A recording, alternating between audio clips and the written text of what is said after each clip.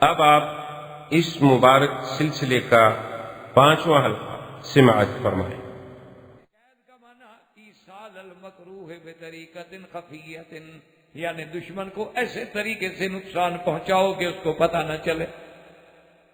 انہوں نے کہا جس دن تم جاؤ تو صحیح نہ نہیں ہوگے نا۔ اچھا، ان کو یقین تھا کہ بھئی ہمارے خدا ہیں، ان کو کون ہاتھ لگا سکتا۔ تو ایک دن ان کی سال میں عید ہوتی تھی، وہ باقاعدہ بڑی ان کا میلے رونق، بڑی عید، بڑا ذوق، بڑا شوق ہوتا تھا ان کو عید کا، اور اس میں سارے کے سارے بابل والے نکل جاتے تھے اور میدانوں میں جا کے اپنی عید مناتے تھے۔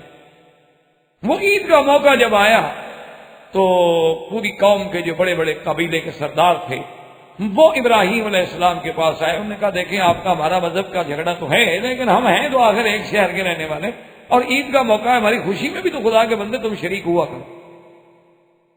ابراہیم علیہ السلام نے کہا کہ اچھا، آپ نے یوں غور کیا، فنظر نظرۃ فی النجوم فقال انی سقیم۔ دیکھا، انہوں نے کہا بھئی میں نے دیکھا ہے، غور کیا ہے ستاروں میں، ستارہ گردش میں آ رہا ہے اور میں بیمار ہونے والا، تو عید پہ کیسے جاؤں؟ اسی لیے بعض علماء کہتے ہیں کہ 3 کذبات ہیں، چونکہ بخاری شریف میں بھی ایک حدیث ہے کہ حضور نے فرمایا کہ ابراہیم علیہ السلام نے 3 کذبات، کہ 3 جھوٹ جو ہیں بولے، لیکن یاد رکھیں یہ بظاہر جھوٹ تھے، حقیقتاً جھوٹ نہیں تھے۔ حالانکہ ابراہیم علیہ السلام اس بات پہ ڈرے ہیں کہ قیامت والے دن جب سارے لوگ آئیں گے سیدنا ابراہیم الخلیل کی خدمت میں کہ آپ ہماری شفاعت کریں اللہ کے آگے، تو وہ یہی جواب دیں گے کہ بھئی میں نے 3 مواقع پر ایسی بات کی تھی، میں ڈر رہا ہوں کہیں اللہ مجھے پوچھ نہ لے۔ اور حضور نے بھی اس کو لفظ کذب کہا ہے، لیکن یہ صورتاً کذب ہے، حقیقتاً کذب نہیں ہے، لیکن شان جو بڑا ہے وہاں چاہے کوئی بات صورتاً بھی ہو تو ڈرتے ہیں نا۔ حالانکہ مقصد تو صرف ان کا یہ تھا کہ مجھے موقع ملے اور میں شرک پہ ضرب لگاؤں، تو اس میں جھوٹ کی کون سی بات تھی؟ لیکن پھر بھی آپ نے یعنی شان نبوت کہ بھی بظاہر تو میں بیمار نہیں نظر آ رہا اور میں ستاروں کو بھی نہیں دیکھ رہا، نہ میں ستاروں کو مانتا ہوں، پھر میں یہ بات کہہ رہا ہوں صرف ان کو اعتماد دلانے کے لیے۔ اور بعض علماء نے کہا کہ اس وقت بھی ابراہیم سچے تھے، اس سے بڑی بیماری ہے کہ ان کے سامنے کفر ہو، شرک ہو، اللہ کے نبی کا دل جلتا۔ اب جناب یہ ہوا کہ قوم جو تھی ساری کی ساری میلے پہ چلی گئی۔ ابراہیم علیہ السلام نے تسلی کر لی کہ ابا بھی میلے پہ گیا ہے اور خاندان بھی میلے پہ گیا ہے اور لوگ سارے میلے پہ گئے ہیں۔ فراغ الی آلہتہ، راغا ہے روغان سے، یعنی خفیہ طریقے سے اور جلدی جلدی جانا۔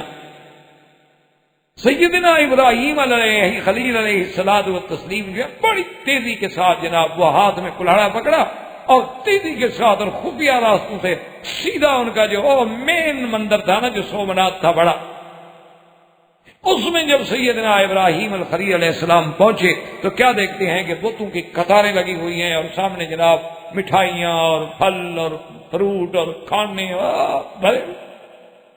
اب ابراہیم علیہ السلام جب قریب گئے ان بتوں کے، فرمایا الا تاکلون، کیوں نہیں کھاتے؟ اندھے ہو گیا؟ اتنا کھانا جو رکھا ہوا ہے پاگل ہو گئے؟ بھائی اتنی قیمتی چیزیں ہیں اور آپ کے ماننے والوں نے بنا کے رکھی ہیں، الا تاکلون، کیوں نہیں کھاتے؟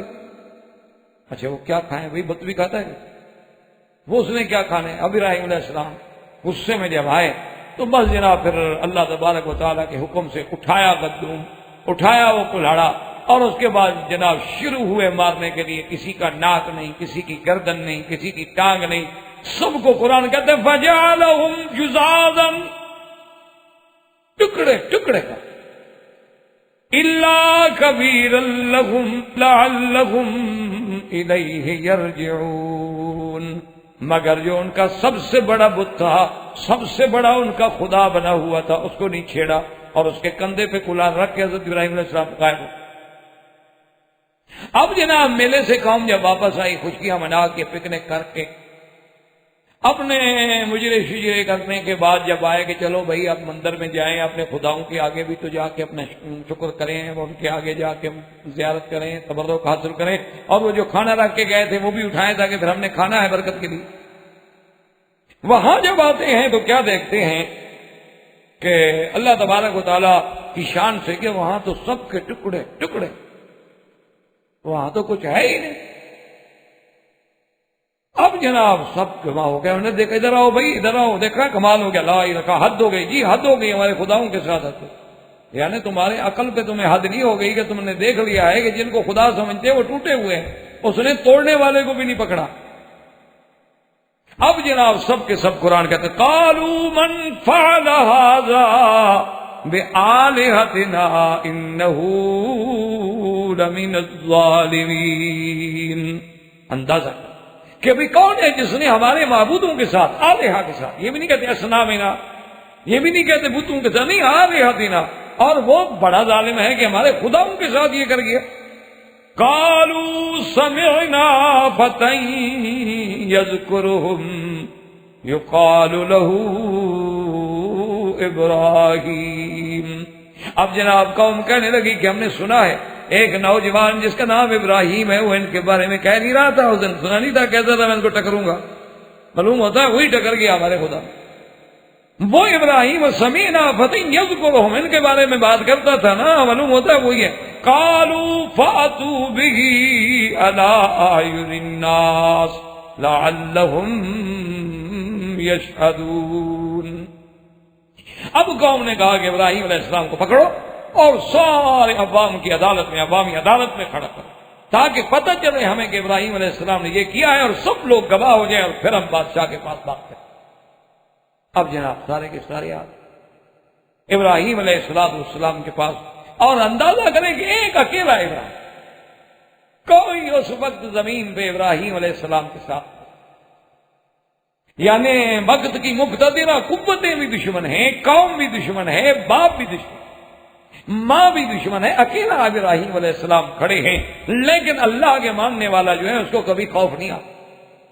اسی لیے اقبال نے کہا تھا آئین جواں مرداں حق کوئی و بے باکی، آئین جواں مرداں حق کوئی و بے باکی، اللہ کے شعروں کو آتی نہیں روبائی، کہ جو اللہ کے شعر ہوتے ہیں ان کو بزدلی کا کیا تعلق ہے، انہوں نے تو حق کہنا ہے، جہاں بھی ہو، دشمن کے سامنے بھی ہو۔ حضرت ابراہیم علیہ السلام کے پاس سے رہا کہ کیا کہتے اَأَنْتَ فَعَلْتَ هَذَا بِآلِهَتِنَا یا ابراہیم، ابراہیم علیہ السلام کیا تو نے ہمارے خداؤں کے ساتھ ایسا کیا ہے، تم نے یہ کیا کہ ہمارے خداؤں کو ٹکڑے ٹکڑے کر دیا؟ آپ نے جواب دیا قَالَ بَلْ فَعَلَهُ كَبِيرُهُمْ هَذَا فَاسْأَلُوهُمْ إِنْ كَانُوا ينطقون۔ آپ نے فرمایا بے وقوفو مجھ سے کیوں پوچھتے ہو، وہ جو بڑا خدا ہے اس نے یہ سارا کام کیا ہے، جا کے دیکھو، تحقیق کرو، پوچھو ذرا اصل وجہ کیا ہے۔ تم آگے کھانا رکھتے چھوٹے چھوٹے سارے کھا جاتے تھے، غصہ آ گیا بڑے۔ قال بل فعله كبيرهم هذا فاسألوهم إن كانوا ينطقون۔ پوچھو ان سے جو مرے ہوئے، ان سے پوچھو کس نے مارا، میں نے مارا ہے کہ اس نے مارا؟ فرجعوا إلى أنفسهم فقالوا إنكم أنتم الظالمون، ثم نكسوا على رؤوسهم لقد علمت ما هؤلاء ينطقون۔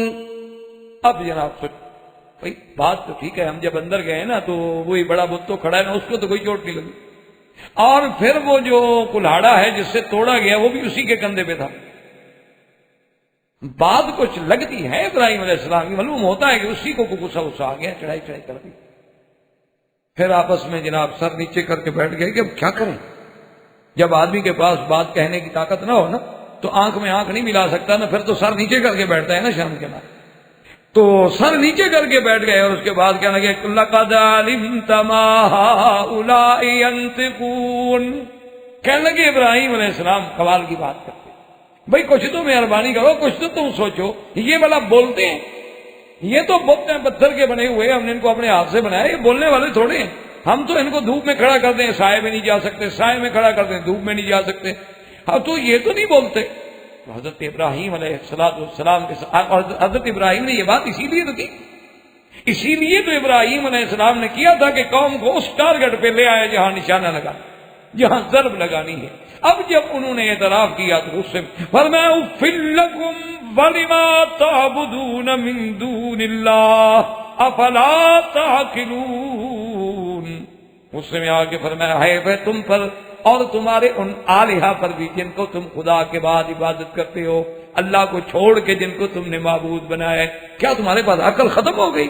بالکل تم دیوالیہ ہو گئے، تم یتیم ہو عقل سے، تم پاگل ہو گئے ہو سارے، کہ جو اتنا نہیں بتا سکتے کہ جی ہمیں کس نے مارا ہے، جو اتنا بھی نہ بتا سکتے، جو اپنے بارے میں یہ بھی خبر نہ دے سکے جی مجھے کس نے مارا ہے، تو وہ خدا کیسے بن گیا، الہ کیسے بن گیا، تمہارا سفارشی کیسے بن گیا؟ اب ان کے پاس تو جواب کوئی نہیں تھا، قوم بھی محاورے میں ہار گئی، اور اس کے بعد جناب انہوں نے مشورہ کیا کہ اب حل کوئی نہیں ہے، اب ایک حل ہے کہ بھئی ہماری اتنی برادری ہے، قوم ہے، طاقت ہے، بادشاہ ہے، تو پھر حل یہی ہے کہ ابراہیم علیہ السلام کو جلا دیا جائے اور قتل کر دیا جائے، لیکن اگر ہم خود قتل کریں گے تو پھر تو بات بڑھ جائے گی، اس لیے بہتر ہے کہ ان کا معاملہ جو ہے وہ ہم بادشاہ وقت کے پاس لے جائیں، اور بادشاہ بھی تو ہمارے مذہب پہ ہے، وہ بھی تو بت پرست ہے، تو لہذا اس سے فیصلہ کرا کر فیصلہ کیا جائے، لیکن فیصلہ بہرحال ان سے یہی کرایا جائے کہ بھی سیدنا ابراہیم علیہ السلام کو جلائے۔ قالوا حرقوه وانصروا آلهتكم۔ اب ساری قوم جمع ہو کے مشورہ کیا کرتی ہے کہ بھی ابراہیم علیہ السلام کو جلا دو آگ میں، اور اپنے خداؤں کی مدد کرو، بھئی خدا لوگوں کی مدد کرتا ہے، تم خداؤں کی مدد کرو۔ یعنی آپ اندازہ فرمائیں کہ جب اللہ تبارک و تعالی عقل چھین لیتا ہے تو لوگوں کا عقیدہ یہ بن جاتا ہے کہ تم خدا کی مدد کرو۔ کہنے لگے ٹھیک۔ اب انہوں نے جناب روایات میں ہے، ایک روایت میں تو یہ ہے کہ بھئی قوم نے فیصلہ کیا، اور ایک روایت میں یہ ہے کہ نہیں، قوم نہیں بلکہ اس وقت جو بادشاہ تھا بابل میں وہ نمرود۔ اور یہ یاد رکھیں کہ 4 دنیا میں بادشاہ گزرے ہیں جنہوں نے تقریباً معظم ارجائے ارض پہ حکومت کی، یعنی اتنے بڑے بادشاہ تھے کہ اکثر زمین کے حصے پر انہوں نے حکومت، معظم ارجائے ارض۔ اور ان 4 میں سے 2 جو ہیں وہ مسلمان تھے، اور 2 جو ہیں وہ کافر۔ کافروں میں ایک نمرود تھا اور دوسرا بخت نصر، جس نے بہت بڑی حکومت۔ اور اسی طرح اللہ تبارک و تعالی نے حضرت سلیمان علیہ السلام اور سرکار دو عالم کو بھی پورے عالم پر اتنی بڑے حصہ زمین پر اقتدار عطا فرمایا ہے۔ تو یہ نمرود جو ہے یہ بھی بڑا سرکش، بڑا جبار اور بڑا قہار تھا، لیکن بعض علماء فرماتے ہیں کہ اس کے ساتھ جو واسطہ ہے، جو سابقہ ہے، وہ بعد میں پڑا ہے ابراہیم علیہ السلام۔ پہلے قوم نے فیصلہ کر لیا، قوم کا فیصلہ کیا تھا کہ بھئی ابراہیم علیہ السلام کو ہم بس جلا دیتے ہیں، بات کر۔ قالوا بنوا له بنيانا فألقوه في الجحيم۔ کہنے لگے کہ ایسا کرتے ہیں کہ ایک حظیرہ بناتے ہیں، بڑی جگہ بناتی ہیں، اور وہاں آگ جلائیں گے اور پھر ابراہیم علیہ السلام کو اس آگ میں ڈال دیں۔ تو انہوں نے بعض علماء نے لکھا ہے کہ 1 میل کے علاقے میں تقریباً بہت بڑا ایک ذخیرہ بنایا، ایک جگہ بنائی، پتھر توڑ توڑ کے دیواریں بنائی، اور بڑا چہا دیواری دینے کے بعد وہ جب تیار ہو گئی جگہ، اب سب نے جناب حکم دیا کہ وہ جتنی لکڑیاں لے آ کے سکتا ہے لکڑی لے آؤ۔ لوگ اونٹوں پر، گدوں پر، سروں پر لکڑیاں لا رہے ہیں اور بھر رہے ہیں اور بھر رہے ہیں، اور جب عین وہ لکڑیوں سے بھر گیا اس کے بعد پھر اس پہ آگ ڈال۔ اب جب آگ لگی تو وہ تو ایک عظیم آتش فشاں بن گئی، اور سیدنا ابراہیم علیہ السلام کو پکڑ کے لایا گیا، اور آپ کے بدن پہ بعض روایات مبارک میں یہ بھی ہے کہ حضرت کا لباس بھی اتارا۔ اسی لیے سیدنا محمد رسول اللہ صلی اللہ علیہ وسلم نے فرمایا کہ قیامت والے دن سب سے پہلے لباس جنت جو ہے وہ میرے ابا ابراہیم علیہ السلام کو پہنایا جائے۔ تو صحابہ نے پوچھا یا رسول اللہ وقبلک، آپ سے بھی پہلے فرمایا کہ ہاں، کیونکہ انہو اول من جرد فی سبیل اللہ، کہ ابراہیم الخلیل علیہ السلام پہلا پیغمبر ہے جو اللہ کے راستے میں جس کے کپڑے اتارے، تو اللہ تبارک و تعالیٰ ان کو وہ بدلہ دیں گے اور قیامت والے دن سب سے پہلے انہیں لباس پہنے، اور آپ کے ہاتھوں کو بھی رسیوں سے باندھا گیا اور ایک منجنیق لائی گئی۔ منجنیق بناتے تھے کہ اس میں پتھر رکھ کے دور سے مارتے تھے قلعے کے دروازوں کو توڑنے کے لیے، دیواروں کو توڑنے کے لیے، کیونکہ وہ آگ اتنی بلند تھی نا کہ ابراہیم علیہ السلام کو پکڑ کے اندر ڈالنے کون جائے، اس لیے منجنیق میں بٹھا دیا۔ اللہ تبارک و تعالی کا فرشتہ ملک السحاب جو ہے، بادلوں پر جس کی ڈپٹی، اس نے عرض کیا کہ مولا کریم، تیرا خلیل ہے اور تیرے نام پہ آگ میں ڈالا جا رہا ہے، مہربانی کرو مجھے حکم دے دو، ابھی بادل برسا دیتے ہیں، آگ ختم۔ اللہ نے فرمایا جاؤ، خلیل کی مدد کر سکتے ہو کرو۔ فرشتہ آیا اور اس نے آگے عرض کیا کہ یا ابراہیم، میں اللہ کا فرشتہ ہوں اور اللہ نے بھی مجھے اجازت دے دی ہے، میں اللہ کی اجازت کے بغیر تو آ نہیں سکتا، اگر آپ چاہیں تو ہم۔ فرمایا اما الیہ کا فلا حاجت ابھی، مجھے آپ کی کوئی ضرورت نہیں، جاؤ اپنا کام کرو، تم اپنے باتھ شاتروں کرو، مجھے نہیں پتا۔ حتیٰ کہ روایات میں ہے کہ جبریل علیہ السلام آئے، انہوں نے کہا کہ ابراہیم الخلیل مہربانی کریں مجھے بتائیں حکم نے۔ فرمایا تیرے پاس مجھے کوئی کام نہیں، کوئی غرض نہیں۔ یہ ہے مقام کہ ساری دنیا اللہ کے فرشتے ہیں، زندہ موجود ہیں، اللہ کے حکم سے آ رہے ہیں، لیکن اللہ کا نبی غیر سے مدد لینا نہیں چاہتا۔ ایاک نعبد و ایاک نستعین۔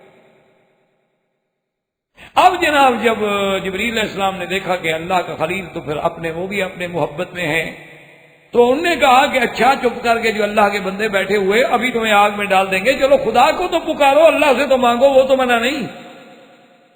ابراہیم علیہ السلام کتابوں میں آتا ہے کہ مسکرائے اور فرمایا خلیل، یہ جبرائیل، یہ جو کچھ ہو رہا ہے، آگ جلائی جا رہی ہے، مجھے ڈالا جا رہا ہے، یہ اللہ جانتے ہیں یا اللہ کو کہنے کی ضرورت ہے؟ انہوں نے کہا اللہ جانتے ہیں۔ جانتے ہیں تو پھر کہنے کی کیا؟ اگر وہ ہمیں جلانے پہ راضی ہیں تو ہم بھی جلنے پہ راضی ہیں، اگر ہمارے جلنے پہ اللہ راضی ہے، خوش ہے، ٹھیک ہے، ہم بھی تو جلنے کے لیے تیار ہیں۔ تو صرف ابراہیم علیہ السلام نے کیا کہا جو حضور صلی اللہ علیہ وسلم نے فرمایا ہے کہ لما القیا فی النار ابراہیم ماذا قال؟ حسبنا اللہ ونعم الوکیل، بس مجھے میرے اللہ کا۔ اور یہی وہ کلمہ ہے جو جنگ احد میں صحابہ نے کہا، یہی وہ کلمہ ہے جو سیدہ عائشہ نے کہا، یہی وہ کلمہ ہے جو انبیاء علیہ السلام کی زبان سے نکلا۔ اس لیے علماء نے اس پہ بڑی کتابیں لکھی ہیں، حسبنا اللہ ونعم الوکیل کے فوائد۔ اب انہوں نے جناب منجنیق میں بٹھایا اور منجنیق کے ذریعے حضرت ابراہیم علیہ السلام کو آگ میں ڈالا۔ اب حضرت ابراہیم علیہ السلام کا وجود مبارک جو ہے آگ سے نہیں قریب پہنچا، حکم آ قلنا یا نار کونی بردن وسلاما علی ابراہیم۔ اللہ نے حکم دیا کہ آگ ٹھنڈی ہو جا، اور حضرت ابن عباس فرماتے ہیں کہ اگر اللہ سلام نہ فرماتے تو آگ اتنی ٹھنڈی ہو جاتی کہ پھر حضرت ابراہیم علیہ السلام کو ٹھنڈ کی تکلیف پہنچتی۔ فرمایا بردن وسلاما علی ابراہیم۔ مفسرین نے لکھا ہے کہ اس آگ نے صرف ان رسیوں کو تو جلا دیا جو رسیاں بندھی ہوئی تھیں، لیکن آپ کے بدن کو نہیں چھوا۔ جنت کے لباس آ گئے، جنت کے کھانے آ گئے، ابراہیم علیہ السلام اندر بیٹھے ہوئے کھا رہے ہیں۔ علماء نے لکھا ہے کہ آخر باپ ہے، آخر باپ ہے چاہے کافر ہو، ماں ہے، باہر کھڑے ہیں، آپ قوم کے سامنے کہہ بھی نہیں سکتے کہ ہمیں دکھ ہے، لیکن حیران کھڑے ہیں۔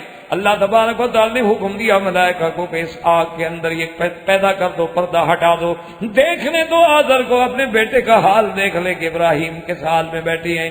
جب ان کی نظر پڑی تو کہتے ہیں نعم الرب رب ابراہیم، کہتے ہیں بیٹا ابراہیم رب تو تیرا ہے، بس ہم تو ایسے بتوں کے چکر میں پڑے ہوئے ہیں، اصل رب تو بھائی تیرا رب ہے، زبان سے مجبوراً نکل۔ اور اس کے بعد اب آگ جناب باہر جل رہی ہے، اندر ابراہیم السلام، اور حضرت ابراہیم فرماتی ہیں اطیب عیشا عندی، کہ سب سے میرے بہترین لذت میں جو دن گزرے وہ تھے جب میں معراج میں تھا۔ یہ معراج تھا ان کا آگ کے اندر۔ فرماتی ہیں وہ راحت و انعام کے دن تھے اللہ پاک نے اس کے بعد انتظام فرمایا۔ اور یہ بھی حدیث میں ہے کہ جب آگ جلائی جا رہی تھی تو چھوٹے چھوٹے پرندے بھی آ کے پانی چونچ سے ڈالتے کہ آگ بجھ جائے، الا البزغہ، یہ جو جسے آپ کبلی کہتے ہیں، یہ جو ہے یہ پھونک مارتی تھی کہ آگ جلے، اسی لیے حکم ہے کہ اس کو مارا جائے، کہ اس نے اپنی عداوت کا اظہار کیا تھا۔ بخاری شریف میں یہ حدیث مبارک موجود ہے۔ اور جناب اس کے بعد اللہ نے ایسا انتظام کیا کہ کئی دن تک تو اب آگ ہے نا جی، وہ جل جائے، ٹھنڈی ہو جائے، راستہ بنے، اور لوگ دیکھ رہے ہیں ابراہیم علیہ السلام نظر آ رہے ہیں لیکن یہ تو اندر جا نہیں سکتے، آگ ہے۔ اور جب آگ ٹھنڈی ہو گئی ابراہیم سے اٹھ کے باہر آ گیا، السلام علیکم، کیا کہتے؟ انہوں نے کہا کہ جب ہم نے اتنا زور لگا لیا تو اس کے باوجود بھی ہم ابراہیم علیہ السلام کو نقصان نہیں پہنچا سکے، تو اب کیا کریں؟ تو اس کے بعد پھر ابراہیم علیہ السلام کا واسطہ جو ہے نمرود سے پڑتا ہے۔ زندگی تو باقی انشاءاللہ، وما علینا الا البلاغ۔ برادران اسلام، واجب الاحترام بزرگوں، دوستوں، بھائیوں، عزیز نوجوانوں، اس دروس کا قصص قرآن یا قصص الانبیاء علیہم الصلاۃ کا سلسلہ رمضان المبارک اور اس کے بعد موسم حج کی مصروفیات کی وجہ سے منقطع رہا، اور آج محرم الحرام کی 11 تاریخ کو الحمدللہ آپ کی اس مسجد میں اور ڈاکٹرز فورم میں آج پھر اسی سلسلے کے دروس کی ابتدا ہو رہی ہے۔ اللہ تبارک و تعالی سے دعا فرمائیں کہ جیسے آپ لوگوں کو، ہمارے ڈاکٹر صاحبان کو اور ان کے ساتھیوں کو یہ سعادت نصیب ہوئی کہ ان کی محنتوں سے ان کے پروگراموں میں سیرت النبی کی تکمیل ہو گئی، اب اللہ تبارک و تعالی اپنی رحمت سے اور اپنے فضل سے ہمیں توفیق بخشیں کہ ہم قصص الانبیاء علیہم السلام کے سلسلے کو بھی پایۂ تکمیل تک پہنچا سکیں۔ وما توفیقی الا باللہ علیہ توکل، کیونکہ اس کے علاوہ کسی کی طاقت۔ اللہ تبارک و تعالیٰ کے قرآن مقدس کے قصص جو ہیں، قصص الانبیاء علیہم الصلاۃ والتسلیم، ان کی بہت بڑی اہمیت، یہ دنیا کے تاریخی قصوں کی طرح نہیں، اور نہ ہی ان کا اسلوب جو ہے وہ قصے کا اسلوب ہے۔ آپ نے مختلف قصص پڑھے ہوں گے، یہ قرآن کے قصے جو ہیں ایک تو حقائق اور دوسرا ان میں مواعظ و عبر ہے، اور تیسرا یہ قصص الانبیاء جو ہیں اللہ کے قرآن میں، یہ سرکار دو عالم کی نبوت اور صداقت کی دلیل اور تائید ہے، اور چوتھا اس میں ہمارے لیے ایک بہت بڑا درس عبرت ہے، اور پھر امت رسول اللہ صلی اللہ علیہ وسلم کے لیے سابقہ امتوں کے احوال، ان کے صفات، ان کے کردار، اس میں ایک بہت بڑا درس ہے۔ اور سب سے بڑی چیز جو ہے وہ صداقت سیدنا محمد رسول اللہ صلی اللہ علیہ وسلم کی سب سے بڑی دلیل، کیونکہ ایک نبی عربی، ایک النبی الامی جو سرزمین حرم اور مکہ مکرمہ جیسی بے آب و گیاہ جگہ میں پیدا ہوئے، جہاں پانی بھی نہیں، آبادی بھی نہیں، وہاں آپ کیا سمجھ سکتے ہیں کہ کتنے مدارس اور یونیورسٹیاں ہوں گی؟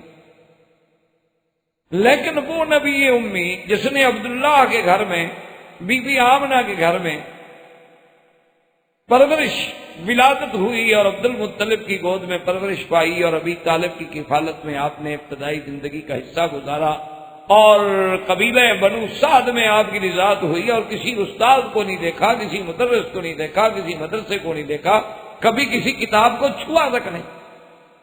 یعنی اللہ نے خود قرآن میں یہ بات فرمائی ہے کہ ما کنت تدری ما الکتاب ولا الایمان،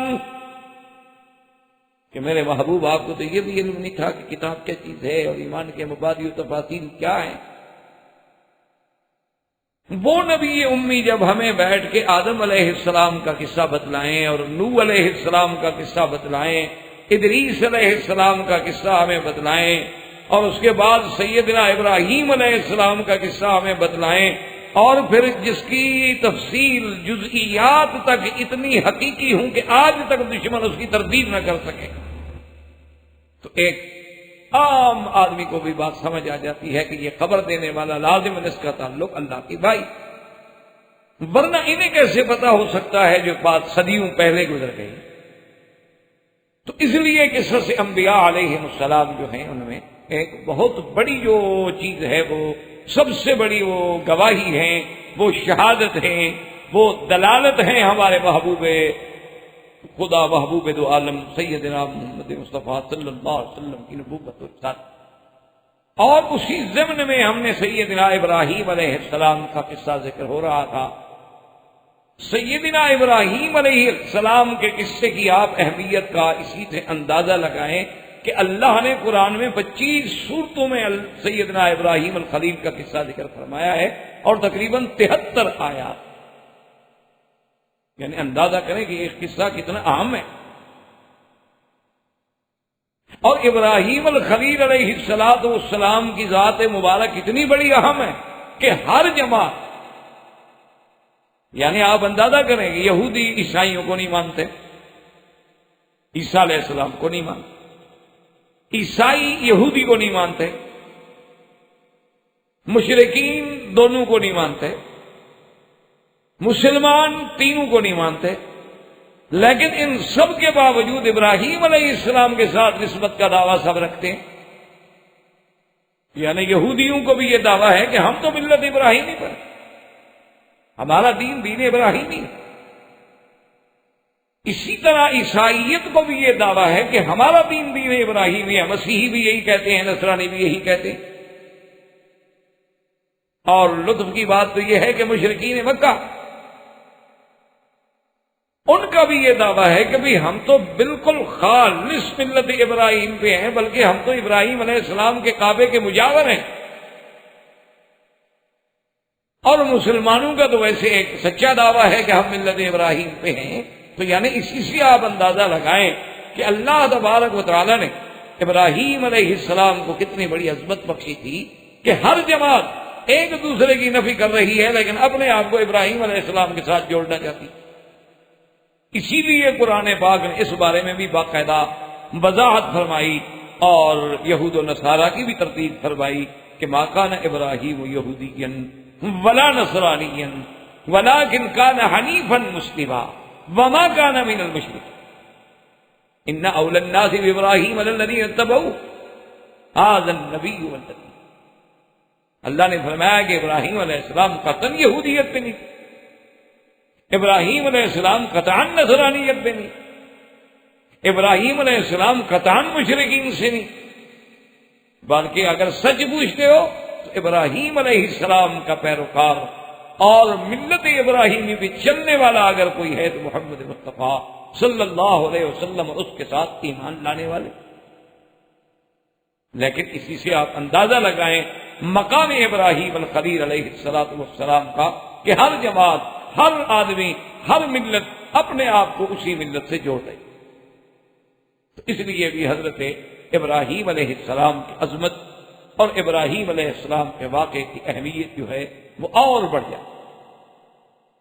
اور اسی طرح آپ اندازہ فرمائیں کہ اللہ تبارک و تعالی نے جس گھر کو، جس کعبہ کو قبلہ بنا دیا، مرجع خلائق بنا دیا، اور ساری کائنات کا مسلمان وہ مشرق میں ہے، مغرب میں ہے، شمال میں ہے، جنوب میں ہے، فضا میں ہے، وہ بر میں ہے، بحر میں ہے، کسی بھی جگہ ہے، لیکن اپنے نماز کی توجہ کدھر کرے گا؟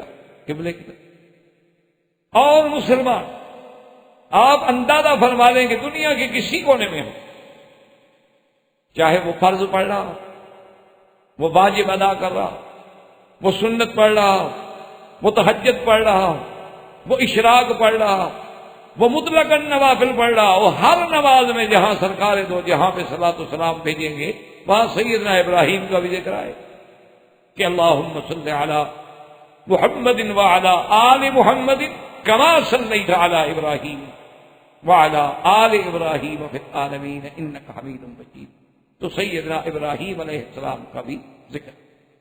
اور اسی طرح آپ یہاں رہتے ہیں الحمدللہ، آپ کو سرزمین حرم میں اللہ نے رہنے کی سعادت بخشی. آپ جانتے ہیں کہ حج جو ہے وہ عظیم فریضہ. آپ یہ بھی جانتے ہیں کہ حج جو ہے وہ وحدت اسلامیہ کا ایک عظیم مظہر، کہ ساری کائنات سے لوگ کھنچے ہوئے آ رہے ہیں ایک مقام. یہ کیا تھا؟ یہ مساوات اسلام تھی، یہ وحدت اسلامیت، یہ اجتماعیت اسلامیت، اور یہ پورے عالم کے لیے اسلام کا درس تھا کہ دیکھ لو ہمارے پاس کوئی گورے کالے کا مسئلہ نہیں، ہمارے پاس کوئی ہندی سندھی تورانی ایرانی نہیں، ہمارے پاس کوئی حسب نسب عربی اجمی نہیں، بلکہ ہم سب ایک احرام میں لبیک کہتے ہوئے ایک کعبے میں اور ایک مقام عرفات پہ کھڑے، اور ایک ہی امام کے پیچھے ہم نمازیں ادا کر رہے ہیں. اس سے بڑا روح پرور منظر آج تک دنیا کے مذاہب نہیں پیش کر سکتے کہ 20 لاکھ آدمی ایک امام کے پیچھے کھڑا ہو اور اس کے ایک کاشن پہ کھڑا ہوتا ہے، رکوع کرتا ہے، سجود کرتا ہے، نماز کی ابتدا کرتا ہے اور نماز سے نکل جاتا ہے.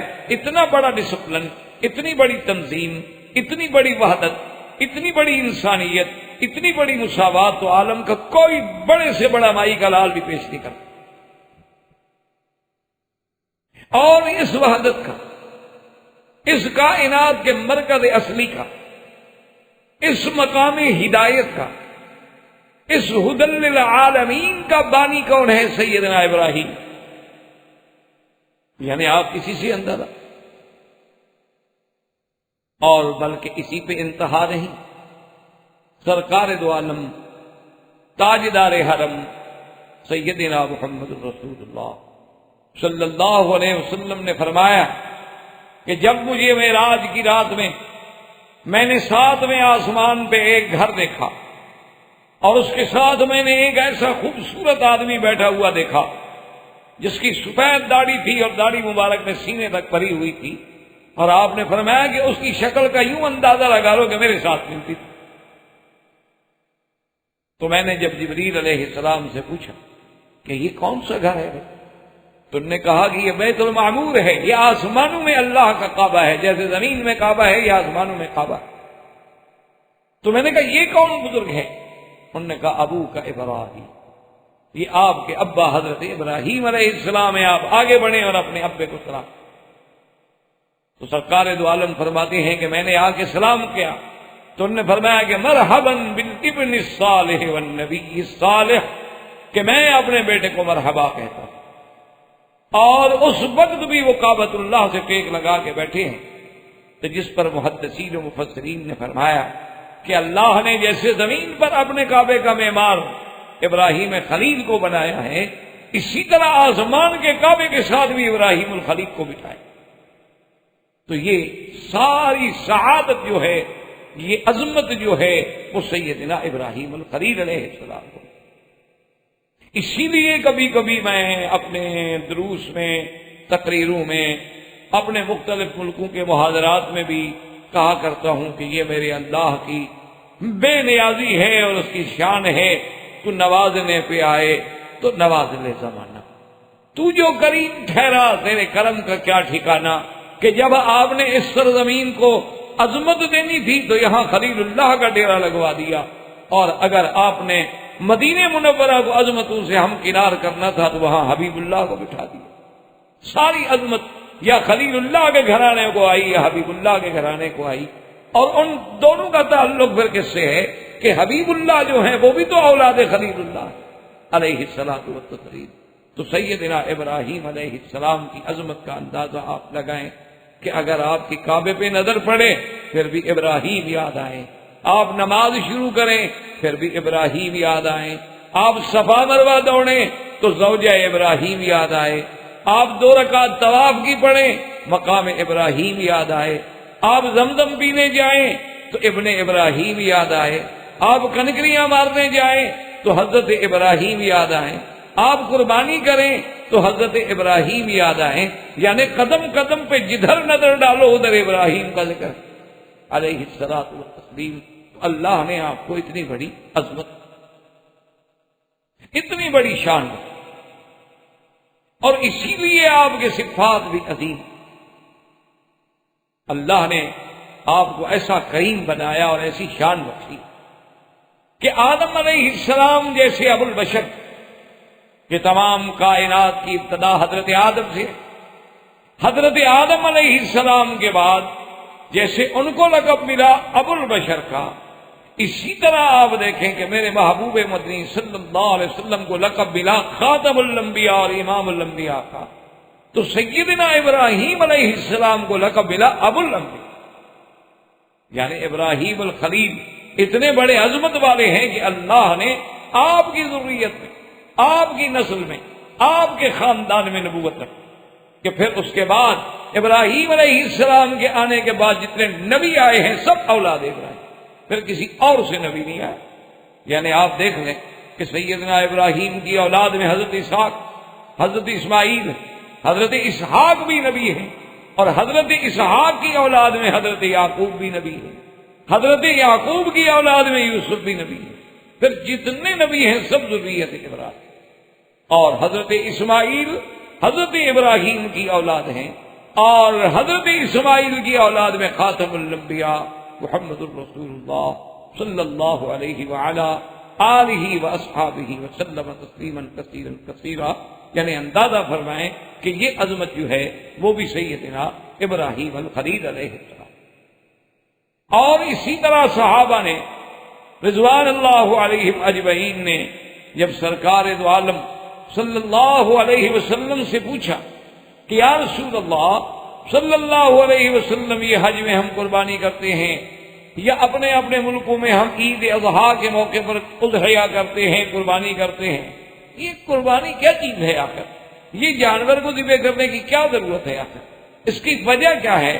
تو سیدنا حبیبنا وقائدنا محمد المصطفیٰ صلی اللہ علیہ وسلم نے کیا جواب عطا فرمایا؟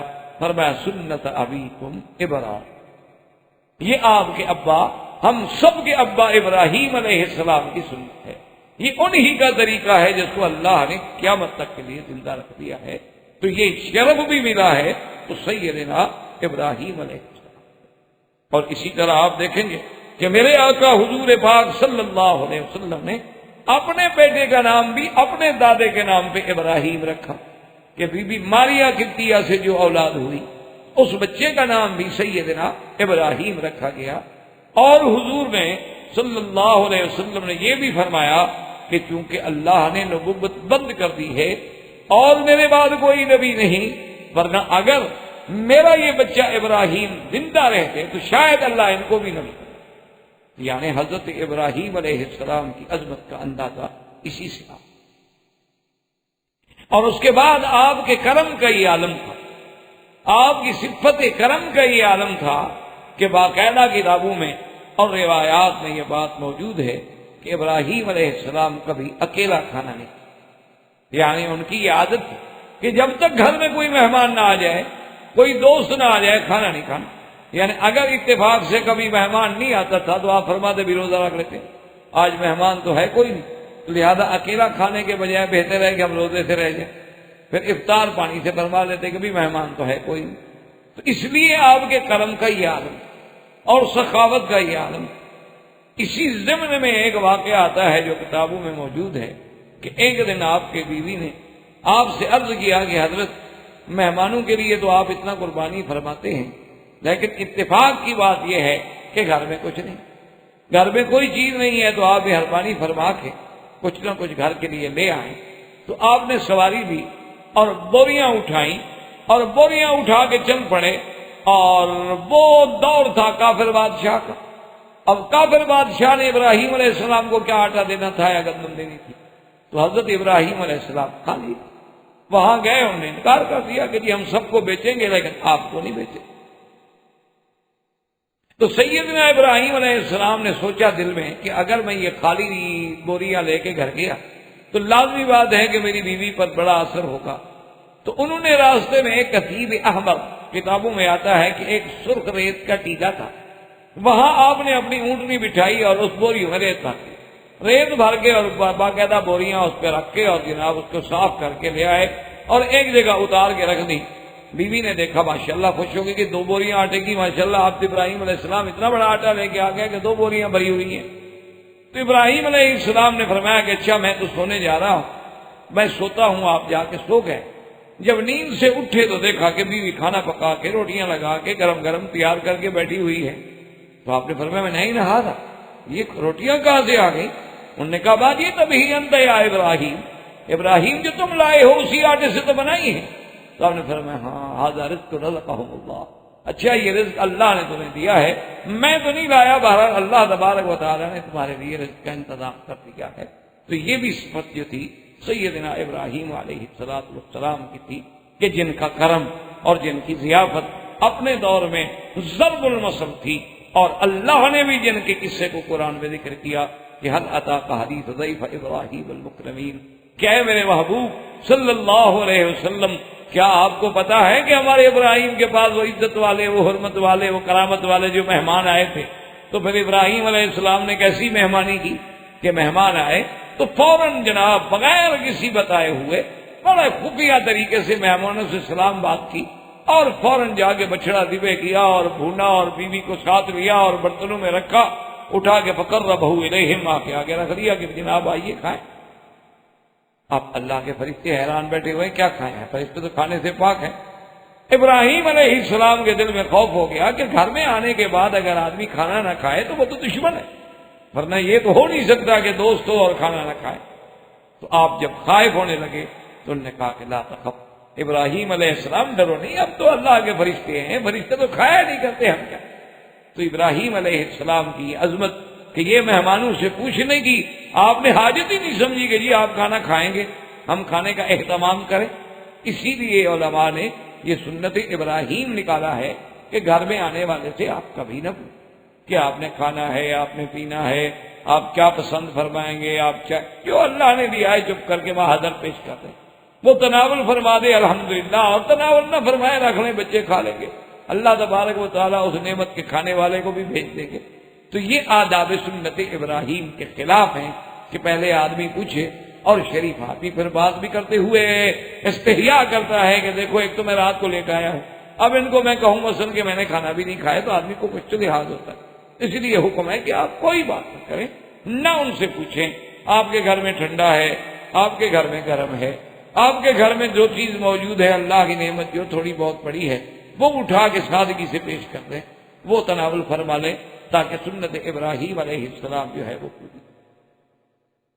اور اسی طرح یاد رکھیں کہ سیدنا ابراہیم علیہ السلام جو ہیں، ان کے والد جو ہیں، جیسا کہ آپ پہلے بھی تھوڑا سا سن چکے ہیں، لیکن چونکہ ہمارے درس میں ایک بہت بڑا فاصلہ ہے، تو اس لیے جب تک اس پورے قصے کا استحضار ہمارے ذہنوں میں نہیں ہوگا تو ہم صحیح معنوں میں پھر اس قصہ ابراہیم علیہ السلام سے استفادہ نہیں حاصل کرتے۔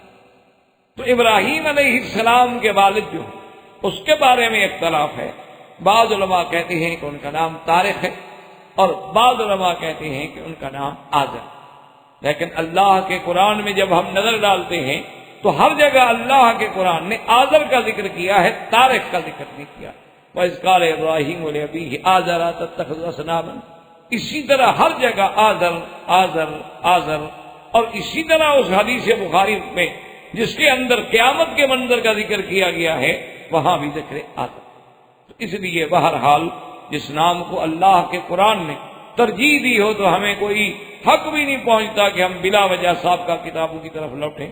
جب اللہ کہتا ہے آزر، اور بعض علماء کرام نے اس کو یوں جمع کیا ہے، انہوں نے کہا اصل بات یہ ہے کہ ابراہیم علیہ السلام کے باپ کا نام تو طارق تھا، اور یہ پھر سام ابن نوح کی اولاد تھے، لیکن وہ جس بت کی پوجا کرتے تھے اس بت کا نام تھا آزر، تو اس لقب کی وجہ سے آپ کا لقب آزر ہو گیا، تو لوگ اصل نام بھول، جیسے کہ سیدنا ابی ہریرہ، اسی طرح جیسے ام سلمہ، اسی طرح اور بہت سارے صحابی ہیں جن کو کنیت سے پہچانا جاتا ہے۔ سیدنا ابی بکر کوئی بندہ نام بھی نہیں جانتا، کوئی پوچھ لے کہ بڑے سے بڑا کہہ دے گا صدیق، صدیق لقب ہے، ابی بکر کنیت ہے۔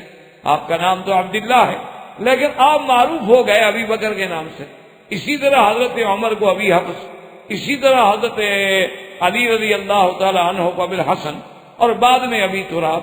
اس لیے بعض نام ایسے ہوتے ہیں جو کنیت اتنی معروف ہو جاتی ہے، لقب اتنا معروف ہو جاتا ہے کہ لوگ نام بھول جاتے ہیں، یعنی لوگ اصل نام جو ہے وہ بھول جاتے ہیں، پھر اسی کنیت سے اس کو یاد کرتے ہیں۔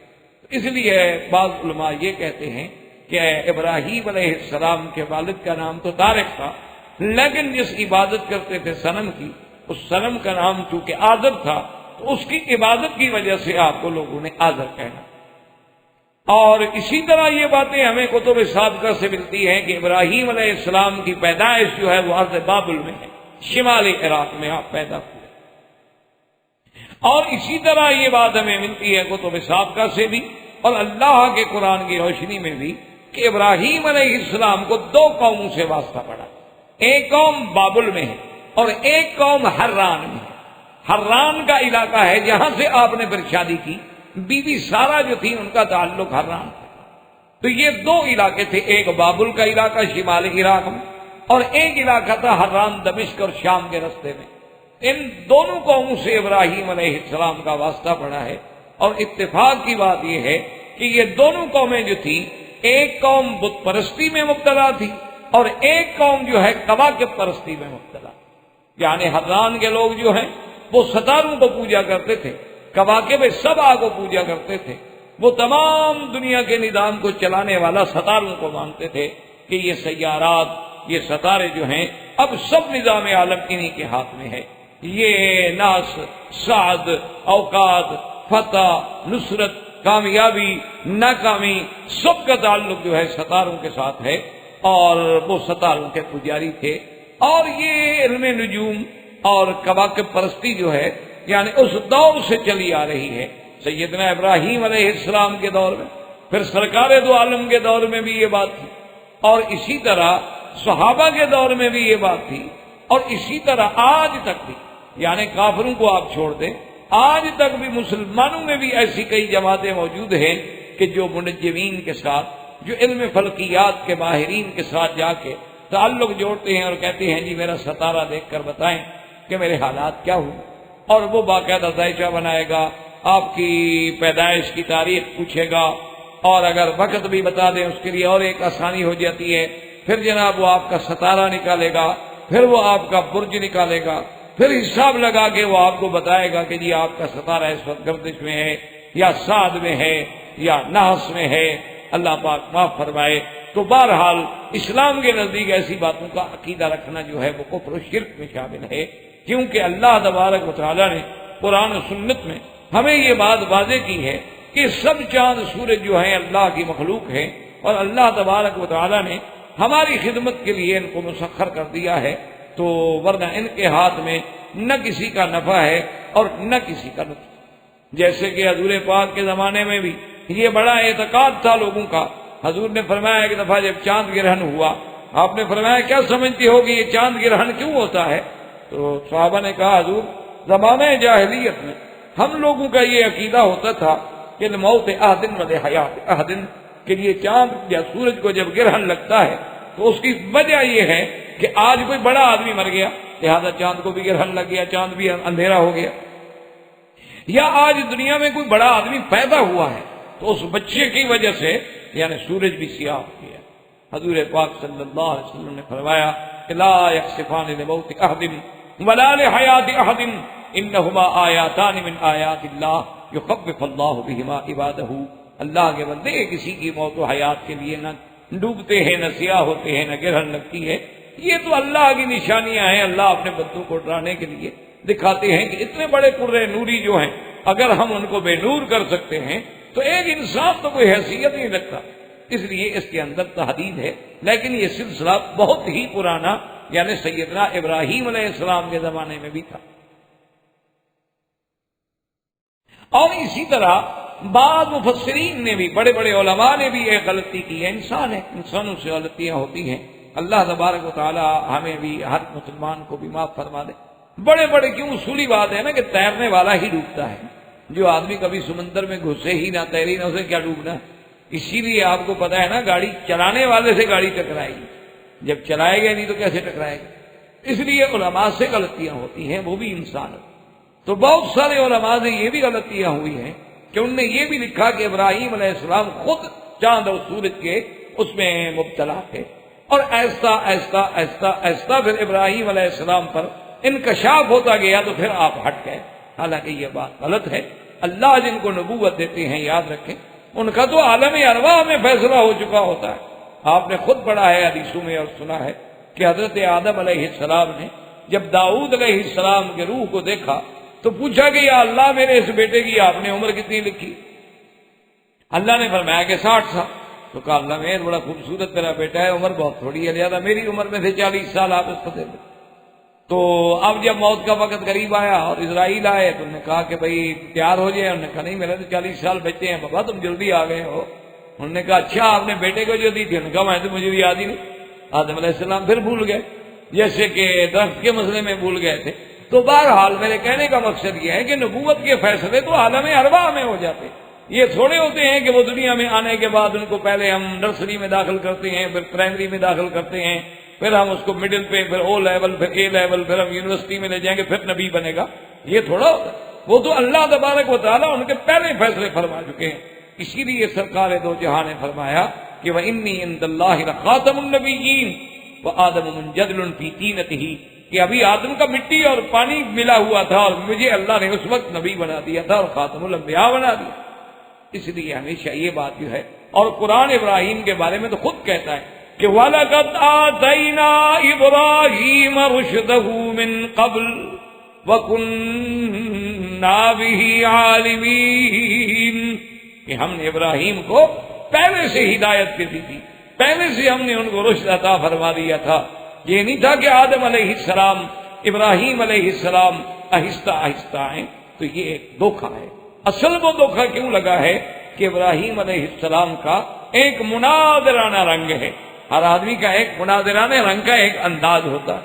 جیسے کہ ایک دفعہ ایک بہت بڑا شیعہ کا مناظر تھا، اس کا مناظرہ ہو رہا تھا ایک اہل سنت والجماعت عالم کے ساتھ، اور مناظرہ اس بات پہ ہو رہا تھا کہ بھئی حضرت سیدنا ابی بکر صدیق رضی اللہ تعالی عنہ نے حضور صلی اللہ علیہ وسلم کی وراثت جو تھی، اس میں ایک بہت بڑا علاقہ تھا جس کا نام فدق تھا، خیبر کے علاقے میں، اور وہ فدق جو تھا تو لازمی بات ہے کہ میراث تھا حضور کا، اور بی بی فاطمہ الزہرا کو سیدنا ابی بکر صدیق رضی اللہ تعالی عنہ نے آپ کا میراث جو تھا فدق وہ نہ دیا، اور بی بی صاحبہ نے آ کر درخواست دی، بی بی صاحبہ نے طلب کیا، لیکن حضرت صدیق انکار کر گئے، فغضبت فاطمہ، اور بی بی فاطمہ جو ہے وہ ناراض ہو۔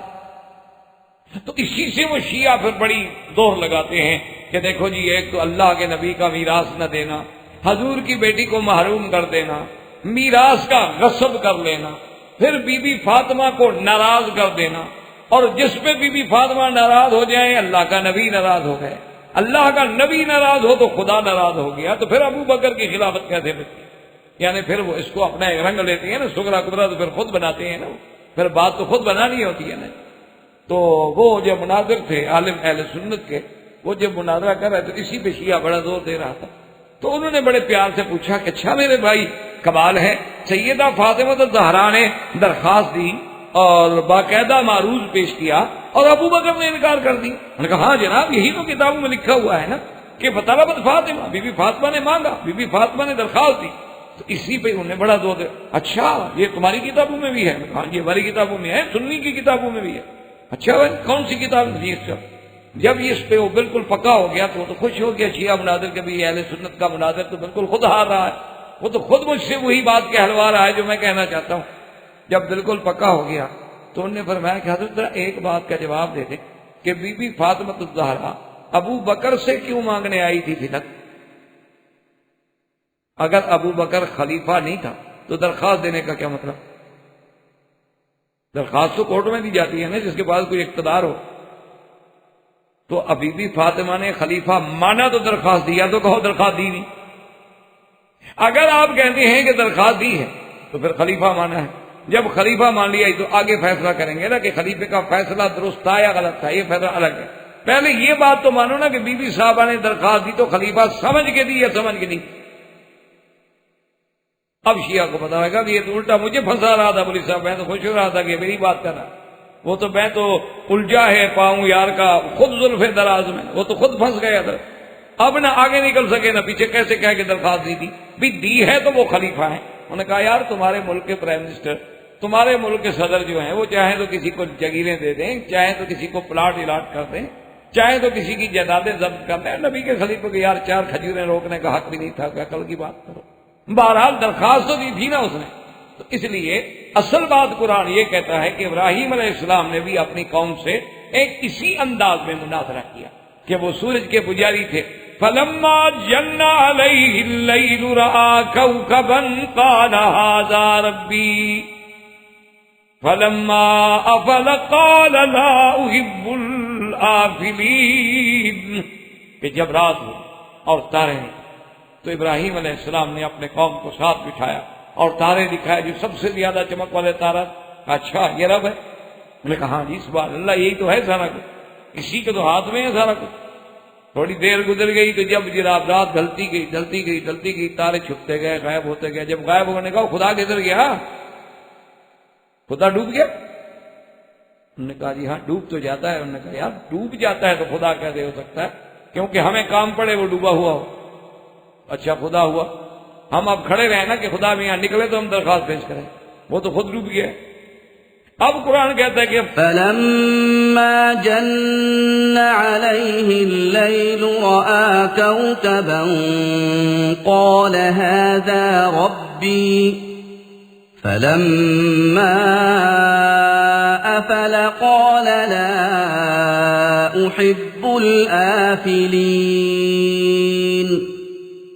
فلما رأى القمر بازغا قال هذا ربي فلما أفل قال لئن لم يهدني ربي لأكونن من القوم الضالين۔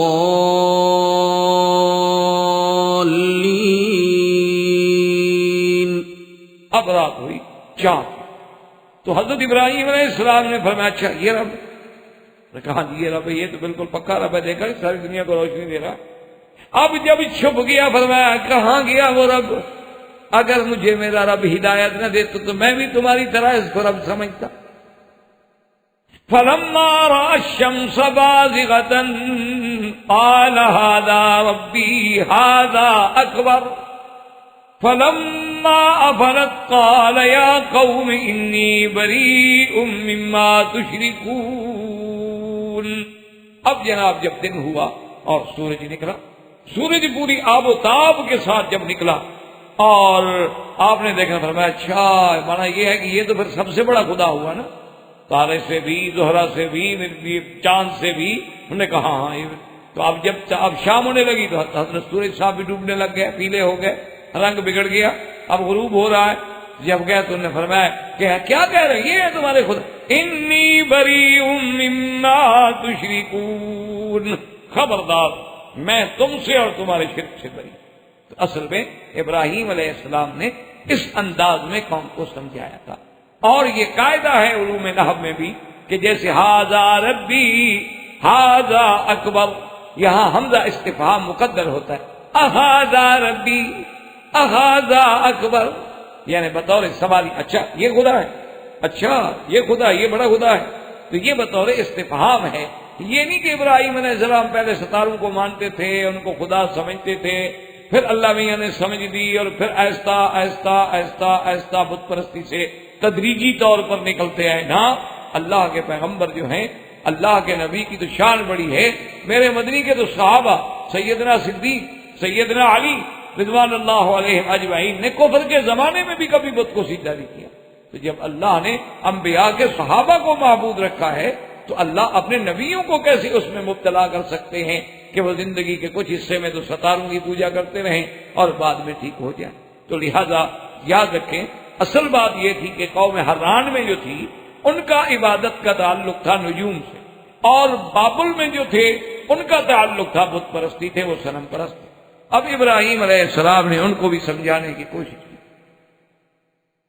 ان کو بھی نصیحت فرمائی، ان کو بھی ہدایت کی، اور بڑا جس کے بارے میں ہم نے قرآن پاک میں ابھی یہ آیت مبارک تلاوت کی ہے کہ اللہ پاک نے خود قرآن میں اس کو ذکر کیا کہ اذ قال لأبيه يا أبت لم تعبد ما لا يسمع ولا يبصر ولا يغني عنك شيئا، کہ ابا جان آپ کیوں ایسی چیزوں کی عبادت کر رہے ہیں جو سنتے نہیں، دیکھتے نہیں، کوئی فائدہ نہیں پہنچاتے؟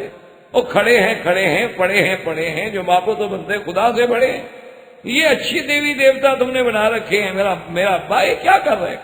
یا ابت انی قد جاءنی من العلم ما لم یأتک فاتبعنی اہدک صراطا سویا، ابا جان اللہ نے مجھے جو علم نبوت دیا ہے جو تمہارے پاس نہیں ہے، مہربانی کریں آپ میرے ساتھ چلیں، آپ میری اتباع کریں، میں آپ کو صراط مستقیم پہ لے جاؤں۔ اگر آپ نے ایسا نہ کیا مجھے ڈر ہے کہ رحمان کا عذاب آپ کو نہ پکڑ لے۔ لیکن آپ کے ابا کو بھی بات سمجھنا، غصے میں آ گئے، انہوں نے کہا کہ دیکھو ابراہیم اگر تم اپنی ان باتوں سے باز نہ آئے نا لَأَرْجُمَنَّكَ وَهْجُرْنِي مَلِيًّا، میں تو تمہیں ماروں گا۔ بعض علماء نے کہا کہ زبانی طور، بعض نے کہا کہ نہیں میں تمہیں پتھروں سے ماروں گا، رجم کروں۔ حضرت ابراہیم علیہ السلام نے کہا قال سلام علیک، اچھا ابا مارو نہیں، میری طرف سے تو تم مطمئن رہو، میں تو تمہیں کوئی تکلیف نہیں پہنچ، لیکن اب آپ کا اور میرا رہنا جو ہے مل کے گزارا نہیں ہو۔ سأستغفر لك ربی انہ کان بی حفیٰ، میں اپنے پروردگار سے آپ کے لیے بخشش مانگوں گا، مجھے یقین ہے کہ میرا رب جو ہے میرے ساتھ مہربانی کریں گے۔ وَأَعْتَزِلُكُمْ وَمَا تَدْعُونَ مِن دُونِ اللَّهِ وَأَدْعُو رَبِّي عَسَىٰ أَلَّا أَكُونَ بِدُعَاءِ رَبِّي شَقِيًّا، میں تمہیں بھی اور تمہارے ان بتوں کو بھی چھوڑ۔ اور اسی طرح اب دیکھیں کہ جب قوم یہ بھی نہ سمجھی، ساری قوم نہ سمجھی، بات نہ سمجھا، تو ایک دن ابراہیم علیہ السلام نے کہا کہ اچھا یہ اس طرح تو نہیں سمجھ، تَاللَّهِ لَأَكِيدَنَّ أَصْنَامَكُمْ، انہوں نے کہا اچھا مجھے بھی اللہ کی قسم ہے میں بھی تمہارے خداؤں کو ٹکروں گا، ابھی تم ایسے نہیں مانتے ہو نا، کیونکہ لاتوں کے بھوت جو ہیں وہ باتوں سے نہیں۔ تو ابراہیم علیہ السلام نے بھی دل میں ایک فیصلہ کر لیا کہ ان کو مسئلہ بھی سمجھانا ہے، اور اب جب یہ بات سے نہیں سمجھتے تو پھر ڈنڈے سے سمجھاؤ، کیا کریں؟ جو آدمی کتاب سے نہ سمجھے اس کا علاج پھر ڈنڈا ہی ہوتا ہے۔ تو حضرت ابراہیم علیہ السلام نے دل میں فیصلہ کر دیا، اور ایک عید ہوتی تھی ان کی، وہ عید مناتے تھے، عید پہ جاتے تھے، باہر نکل کے بڑے میلے چلے رکھتے تھے۔ ابراہیم علیہ السلام کے پاس بھی آ گیا کہ جناب چلیں عید ہے ہماری، تو آپ نے یوں نظر ڈالی، کیونکہ وہ بت پرست بھی تھے، ان میں سورج پرست اور ستارے پرست بھی تھے۔ فَنَظَرَ نَظْرَةً فِي النُّجُومِ فَقَالَ إِنِّي سَقِيمٌ، اس نے جب نظر نے کہا جی میں تو نہیں جا سکتا، میں تو بیمار۔ انہوں نے کہا اچھا تمہاری مرضی بھی، ہم تو چاہتے تھے کہ ہمارے ساتھ آپ چلیں، ذرا آپ بھی خوشی میں شریک ہوں، آپ بھی دیکھو نا ساری زندگی یہاں گھر میں بیٹھے رہتے ہو، بس ہم سے لڑتے رہتے ہو، بات چلو گے، ذرا کھلی ہوا ہوگی، پکنک شکنک ہوگی، یہ ہوگا وہ۔ انہوں نے کہا بس دیکھو نا میں بیمار ہوں، بیمار آدمی نے کیا جانا تم کو، وہ چلے۔ اب اللہ کا قرآن خود اس واقعے کو بیان فرماتا ہے کہ جب تسلی ہو گئی کہ سارے تو عید پہ چلے گئے، فراغ الی آلہتہم، اب خفیہ طریقے سے ابراہیم علیہ السلام ان کے مندر میں، وہ جو بڑا مندر تھا نا، اندر آئے تو دیکھا کہ بڑا عجیب منظر ہے، عظیم مندر ہے، اور دیوی دیوتا بڑے چھوٹے درمیانے، کوئی 4 سر والا، کوئی 2 سر والا، کوئی 4 ٹانگوں والا، کوئی 8 ٹانگوں والا، کوئی 2 ہاتھوں والا، اور جناب آگے مٹھائیاں اور کھانے اور حلوے اور بڑی بڑی عجیب نعمتیں اللہ کی سب لگے ہوئے ہیں، چنے ہوئے ہیں، اور وہ دیوی دیوتا کھڑے۔ ابراہیم علیہ السلام جب آگے ان کا الا تاکلون، کھاتے کیوں نہیں؟ تمہارے سامنے اتنا بڑا مالجے پڑا ہوا، کھاؤ۔ اب کیا کھائے بھائی، پتھر کیسے کھائے؟ بالکم لا تنطقون، اچھا چلو بولو تو صحیح، بتاؤ صحیح، کو معدہ خراب ہے تمہارا، بدہضمی ہے، کیوں نہیں کھاتے ہو؟ اتنی بڑی چیزیں رکھی ہوئی ہیں سامنے۔ آپ جناب وہ کیا بولے، پتھر کیا بولتا ہے؟ یہ تو آدمی کے اپنے تخیلات ہوتے ہیں نا کہ جی ہاں بھگوان اور بھگوان اور بھگوان اور بھگوان فلان فلان فلان، حقیقت کیا ہے وہ جانتے ہیں کہ وہ پتھر ہے جو ہم نے باہر سے خود اٹھایا رکھ دیا۔ بس اللہ تبارک و تعالیٰ جب ناراض ہوتے ہیں نا عقل مان کر، یہ محرم کے دن ہے نا، آپ ہندوستان میں، پاکستان میں، بنگلہ دیش میں جا کے دیکھیں، او کیسے ماتم ہو رہے ہیں، اور کیسے جناب انگاروں پہ چل رہے ہیں، آگ پہ چل کے ماتم کر رہے ہیں، حسین راضی ہو رہا ہے، بندہ تھا۔ اچھا، اس کے علاوہ پھر آپ دیکھیں جناب حسین، حضرت امام حسین کا روزہ اٹھائے ہوئے، اور پھر کیا ہے جناب، گھوڑا نکالا ہوا، یہ کیا ہے جی، یہ کہتے ہیں دلدل شریف، اس پہ کپڑے ڈالے ہوئے ہیں، اور پھر اس پہ رنگ ڈالا ہوا ہے، اس پہ تیروں کے نشان ہیں، وہ منظر کشی ڈرامہ ہو رہا ہے کہ حضرت حسین جس گھوڑے پہ تھے اور گھوڑے کو تیر لگے اور گھوڑا کیسے بھاگا وہاں سے۔ وہ بدبختو، اگر جو گھوڑا حسین کو گرا کے کربلا میں بھاگ کے تمہارے پاس آ گیا، اس کو مارو گے، اس کو چومو؟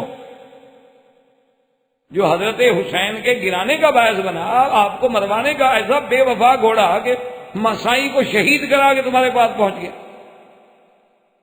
اچھا، پھر ہر شہر میں نیا گھوڑا ہے، تو حضرت حسین والا کون سا ہے؟ اور پھر تاریخ اٹھا کے دیکھیں کہ حضرت حسین کا سفر ہی اونٹوں پہ ہے، گھوڑے پہ ہے ہی نہیں، اب اس کا کیا علاج ہے کون؟ اچھا، پھر عورتیں کھڑی ہیں اسی گھوڑے کو، وہ کل تک ٹانگے میں تھا، آج ہاتھ لگا کے چوم رہی ہیں، مانگ رہی ہیں میرا بچہ نہیں ہوتا، گھوڑا سائیں بچہ، اس کا کیا علاج ہے جی آپ بتائیں؟ ہم کہتے ہیں ہندو تو پاگل ہے، چلو اس کو چھوڑو، مسلمانوں کا کیا حال؟ مسلمان کیا کرتا ہے؟ کلمہ پڑھنے والا نبی کا،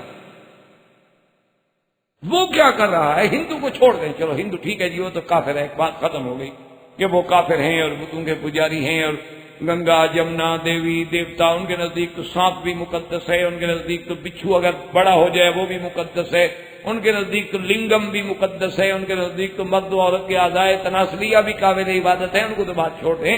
سوال یہ ہے کہ ہم کیا کر رہے ہیں؟ ہم کلمہ پڑھنے والی امت کیا کر رہے ہیں؟ اچھا، پھر گھوڑے کے نیچے سے باقاعدہ عورتوں کو گزارتے ہیں، جس کو بچہ پیدا نہ ہوتا اس کو نیچے سے گزارو، بچہ ہو جائے۔ انا للہ و انا الیہ راجعون۔ تو اس لیے ابراہیم علیہ السلام جب آئے تو انہوں نے فرمایا کہ ما لکم لا تنطقون، کیوں نہیں بولتے ہو؟ اب کیا بولیں؟ وہ کیوں نہیں کھاتے ہو کچھ نہیں؟ ابراہیم علیہ السلام نے اٹھایا جناب کلہاڑا، اور اس کے بعد ٹکڑے ٹکڑے، قرآن خود کہتے فجعلہم جزازا، ٹکڑے ٹکڑے کر الا کبیرا، ان کا جو بڑا تھا نا ان کو چھوڑ دیا، باقی سب کو اڑا دیا۔ اور ایک روایت میں ہے کہ بڑے کا بھی ایک بازو کاٹ دیا اور دوسرے بازو پہ یوں کلہاڑا اڑا کے رکھ کے حضرت آ گئے۔ اب جناب ابراہیم علیہ السلام جب اس سے نکل آئے اور قوم میلے شیلے کر کے خوشیاں منا کے عیدیں کھا کے واپس آئی کہ چلو جی اپنے مندروں میں جائیں اور اپنے خداؤں کا جا کے سجدہ کریں، شکر ادا کریں، بھی عید خیریت سے گزر گئی، ہماری خوشی خیریت سے ہو گئی، ہم خیریت کے ساتھ اپنے گھر میں واپس آ گئے۔ اب جناب جب مندر میں گئے آگے جائیں تو خدا کا تو یہ حال ہے، کسی کی گردن نہیں، کسی کی آنکھ نہیں، کسی کی ٹانگ نہیں، کسی کی دونوں ٹانگیں نہیں ہیں، ٹوٹے ٹوٹے ہوا پڑا ہے۔ انہوں نے کہا یہ تو غضب ہو گیا۔ اب جناب بیٹھی ہے مخلوق رو رہی ہے، جی خدا ٹوٹ گیا، مخلوق خدا کو رو رہی ہے نا۔ آپ اس پہ ہنسیں گے، لیکن آپ بھی تو اپنے لوگوں سے پوچھیں نا کہ جن کو ہم خود دفن کرتے ہیں، پھر ان کو حاجت روا جو ہم مان رہے ہیں، تو ہمارا ان کا کیا فرق ہے آپ کا؟ ہم نے بھی تو خود مزاریں بنائی ہیں نا، ہم نے بھی تو قبروں پہ خود روضے بنائے ہیں، ہم نے بھی تو خود گنبد بنائے ہیں، ہم نے تو ان پہ خود دروازے لگائے ہیں، ہم نے بھی تو خود غلاف ڈالے ہیں، اور ہمیں یہ بھی یقین ہے کہ حضرت وفات ہو گئی، جنازہ ہوا، دفن ہوئے، لیکن ہم کہتے ہیں مشکل کشا ہماری مشکل حل کرو۔ تو ان میں اور ہم میں فرق کیا ہے؟ صرف فرق اتنا ہے کہ وہ بت تھے، وہ بھی بت نہیں تھے، وہ بھی کسی کی تصویریں تھیں، وہ بھی کسی کی تمثیلیں تھیں۔ تو خیر جناب جب دیکھا تو انہوں نے کہا کہ ایسا کیسے ہو سکتا ہے، کون کر سکتا ہے؟ قالوا سمعنا فتى يذكرهم يقال له ابراہیم قالوا فأتوا به على أعين الناس لعلهم يشهدون۔ کہنے لگے معلوم یہ ہوتا ہے کہ وہ نوجوان جس کا نام ابراہیم ہے، یہ اسی کی دہشت گردی ہے۔ آج بھی کوئی خدا کا نام لے تو وہی دہشت گرد ہے، داڑھی والا۔ آپ ایمان سے کہ مجال ہے بغیر داڑھی والے کو کوئی ہاتھ لگا، سوٹ پہننے والے کو مجال ہے کوئی ہاتھ لگا، وہ جانتے ہیں یہ ہماری طرح عورتیں ہیں، مرد تھوڑے ہیں۔ لیکن جس کی داڑھی دیکھیں گے اسی کو مرد سمجھیں گے، ہاں یہ کون ہے، کہاں سے آیا ہے، نام کیا ہے اس کا، پاسپورٹ الٹو پلٹو، اندر باہر سے دیکھو اندر کوئی بلا تو نہیں ہے۔ تو اس لیے اب وہ بھی کہتے ہیں کہ وہ نوجوان جو ابراہیم جس کا نام ہے نا، سنا ہے وہی ہمارے خداؤں کی بارے میں کہتا تھا کہ اسی نے سنا ہے، قسم بھی کھائی تھی کہ میں تمہارے خداؤں کو ٹکروں گا۔ معلوم ہوتا ہے کہ اسی کا کام ایسا کرو، اس کو پکڑ کے لے آؤ، سب لوگوں کے سامنے پوچھتے ہیں تاکہ کوئی گواہی بنے، شہادت بنے، اسے بدلہ لیں۔ اب جناب سارے کے سارے بھاگ رہے ہیں ایک آدمی کو پکڑنے کے لیے، پورا کفر پہ۔ آپ بھی آج دیکھ لیں کہ جس کے اندر ایمان ہے، جس کے اندر قرآن ہے، جس کے اندر اسلام ہے، پورا کفر کرتا ہے۔ حالانکہ یہ بھی جانتا ہے کہ کیا ہے ان کے پلے میں کچھ نہیں، آپ کو روٹی کی نہیں ہوتی، کھانے کو روٹی نہیں ملتی ان بیچاروں کو، یہ تو خود بیچارے روٹیاں تقسیم کر کے مانگ مانگ کے کھاتے ہیں مسجدوں میں، مدرسوں میں، لیکن کہتے ہیں نہیں یہ دین کے مدرسے جو ہیں یہ بڑے خطرناک، یہ سب سے بڑے ہیں۔ انا للہ و انا الیہ راجعون۔ اصل کچھ نہیں، اصل اسلام ڈراتا ہے۔ تو جن لوگوں میں ایمان و اسلام زیادہ ہے اس سے زیادہ ڈر ہے، جن میں کم ہے اس سے کم ڈر ہے، جن میں اور کم ہے اس سے اور کم ڈر ہے، سیدھی سی بات ہے۔ تو ابراہیم علیہ السلام کے بعد ساری قوم اکٹھی ہو کے آگے اکٹھی ہو گئی جناب۔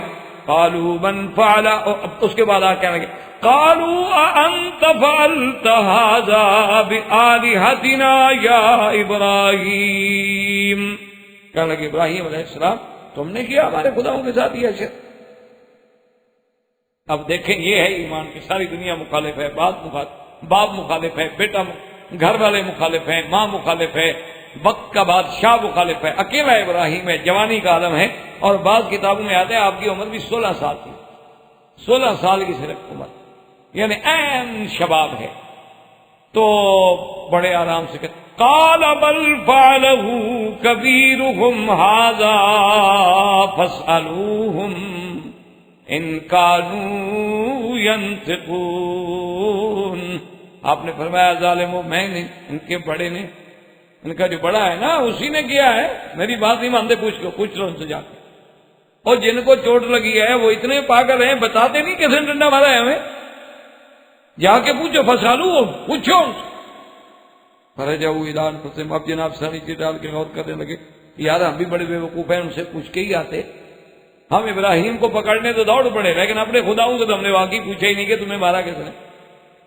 یہ واقعی ہم سے بڑی غلطی ہوئی، ہم نے ظلم کیا یار، پہلے ہمیں مدعی سے تو پوچھنا چاہیے نا، جو زخمی ہے، مجروح ہے، مار کھا کے پڑا ہوا ہے بیچارہ، ایف آئی آر تو اسی کی طرف سے کاٹی جائے گی نا، اس سے تو ہم پوچھیں گے تمہیں کس نے مارا۔ انہوں نے کہا ہاں یہ بات باقی ہم نے غلطی کی۔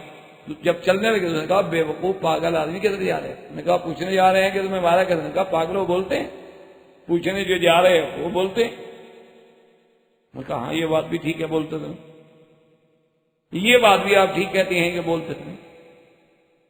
تو نے کہا اب کیا؟ انہوں نے کہا ہاں دیکھو یہ ساری ابراہیم علیہ السلام کی چلا، ایک تو ہمارے خداؤں کو مار دیا اور پھر ہمیں بے وقوف بنا کے کہتا ہے ان سے پوچھو، بھلا وہ بولتے ہیں؟ وہ تو بولتے ہی نہیں، پوچھیں کیسے ہم؟ دیکھو ہمیں بے وقوف بھی بناتا ہے، ہمارے خداؤں کو بھی مارتا ہے اور ہمیں بے وقوف بھی بناتا ہے۔ اور ابراہیم علیہ السلام نے تو یہ سارا مجمع اسی لیے تو لگایا تھا کہ آج مجھے اللہ کی توحید پیش کرنے کا موقع ملا، اسی لیے تو انہوں نے یہ بات قبول کی تھی کہ کسی طرح یہ ظالم کٹھے تو ہوں، میری بات تو سنیں۔ اب جناب جب سب کٹھے ہو گئے تو انہوں نے کہا کہ ابراہیم علیہ السلام ہم ان سے کیسے پوچھیں، یہ تو بولتے نہیں ہیں، چلتے نہیں ہیں، اٹھتے نہیں ہیں، یہ کیسے بتا سکتے؟ سیدنا ابراہیم جلال میں فرمایا اف لکم ولما تعبدون من دون اللہ افلا تعقلون، فرمایا حیف ہے تم پر، اف ہے تم پہ، تف ہے تم پہ اور تمہارے ان خداؤں پہ، وہ ظالم ہو جو یہ نہیں بتا سکتے کہ مجھے کس نے مارا ہے، تمہارے وہ خدا کیسے بن سکتے، وہ تمہاری آگے سفارشی کیسے بن سکتے ہیں، وہ تمہارے حاجت روا کیسے بن سکتے ہیں؟ تو معلوم ہوتا ہے تم عقل سے فارغ ہو۔ اب ناکام ہو گئے، کیا مقابلہ کریں؟ اس کے بعد بادشاہ کو جا کے شکایت کی، کیا بینا بیٹھ گئی؟ ایسے معاملات میں اللہ والوں کے خلاف پوری کیبنٹ بیٹھی ہے۔ قالوا حرقوه وانصروا آلهتكم ان كنتم فاعلین، کہنے لگے اگر تم کرنا چاہتے ہو تو ایسا کرو، یہ روز روز کا مقابلہ نہیں ہو سکتا۔ ایک دفعہ ابراہیم علیہ السلام کو آگ لگا کے چکے میں ڈال کے آگ میں ڈال کے جلا ڈالیں تاکہ آئندہ کسی کو جرت نہ ہو کہ ہمارے خداؤں کے خلاف اقدام کر سکے۔ تو مفسرین نے لکھا ہے کہ انہوں نے ایک ارض سلبہ میں، خشک بنجر زمین میں 1 میل ضرب 1 میل یعنی 1 مربع میل کے اندر ایک الاؤ روشن کیا، آگ ڈالی. اور عقیدت کا یہ عالم تھا کہ کسی بچہ کسی کا بیمار ہو تو منت مانتی تھی کہ میرا بچہ ٹھیک ہو جائے، میں 2 اونٹ لکڑی دوں گی ابراہیم کو جلانے کے. یعنی اندازہ کریں اس وقت بھی منتوں کا ہی عالم، جاہلوں کا ہی عالم تھا منتیں ماننا. اور اسی لیے سرکار دو عالم صلی اللہ علیہ وسلم نے فرمایا کہ اللہ نے جتنے جانور پیدا کیے، پرندے پیدا کیے، سب نے اس آگ کو بجھانے کی کوشش کی الا البزغہ، مگر یہ بزغہ جو ہے، یہ کلڑی جسے آپ کہتے ہیں، یہ کان ینفخو، یہ آگ کو بڑھانے کے لیے پھونکے مارتی تھی کہ آگ بڑھ جائے. اس لیے حضور نے حکم دیا کہ اس کا قتل کرنا جو ہے وہ ضروری ہے، کہ جس کو بھی نظر آئے اس کو مار ڈالو. کہ یہ ابراہیم علیہ السلام کے آگ جلانے کے لیے آپ دیواروں پہ دیکھتے ہیں رات کو دن کو چڑھ کے پھرتی ہیں، بڑی بڑی ہوتی ہیں، چھوٹی ہوتی ہیں، تو اس کو عربی میں کہتے ہیں وزغہ. تو اس وزغہ، اچھا ویسے بھی یہ بڑی گندی زہریلی بلا چیز ہے، کسی برتن سے گزر جائے، کھانے پہ گزر جائے، کھانے میں گر جائے تو یہ بڑی زہریلی اور نامراد نقصان دہ چیز ہے. تو یہ وہ جانور ہے تمام جانوروں سے کہ جس نے سیدنا ابراہیم علیہ السلام کے خلاف آگ کو بھڑکانے کی کوشش کی، باقی سب نے بجھانے کی کوشش. تو سیدنا ابراہیم علیہ السلام کو آگ میں ڈالنے کے لیے لے آئے. اب 1 مربع میل میں آگ جل رہی ہو تو قریب کون جائے بھائی، قریب جانے کی طاقت کس کو ہو؟ تو اب کیا کریں، تو ایک منجنیق بنا کے لے آئے. تو یہ سب سے پہلے منجنیق جو ایجاد ہوئی ہے تو وہ زمانے ابراہیم میں ہوئی، اور منجنیق بنانے والے کا نام تھا ہیزن.